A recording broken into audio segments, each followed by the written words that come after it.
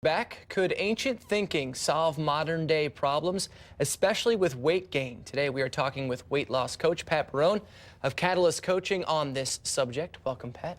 Thank you. Okay, so there was an interesting op-ed in the New York Times written by a rabbi about this subject. What did that kind of talk about? Yes, he brought together several ancient texts, the writings of ancient doctors, and there's a lot of sightings in the Talmud and also in Islamic text about different ways of eating.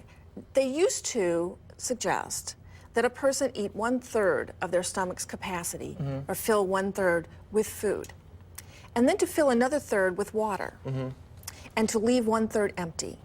That was a common approach in ancient times, apparently. Right. And it's gotten lost through the years, quite obviously. Somewhere along the way. But it's amazingly similar to what I teach my clients, which is to find your satiation point.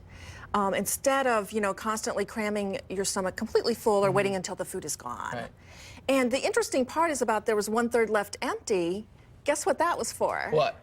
That was for processing emotions. Okay. And today, that's one of the biggest problems. One of the biggest Emotional factors eating. is emotional eating. Right, We're not leaving space to really deal with our emotions or process them. And it sounds relatively simple, like we were talking Very during simple. the break. 1/3 water, 1/3 food, 1/3 empty. Especially, by the time you've eaten and you feel full, it's too late. Right. To, you already overate. So, Right. We want to talk about some points here. Eat consciously and slowly is the first thing. I want people to be able to find their satiation point. So if you eat slowly and consciously, you stop frequently and check in, Right. you're going to be able to start to learn your body's cue. You have a natural cue, and everyone does, Right. when to stop. Pace yourself. And so really tune in and find that satiation point. That's really the most important thing to losing weight. Okay. Notice sensations in your belly. So just kind of listen to your body. You'll find something, yeah. I Yeah. have clients who say their stomachs just sort of drop an inch. Yeah.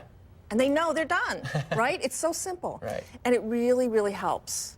You start to, evaluate that, you find it, and then you start to honor it. And just having the willpower to stop eating. Then you stop, of course. Yeah. Of course. But once you find that cue, it's pretty obvious. Right.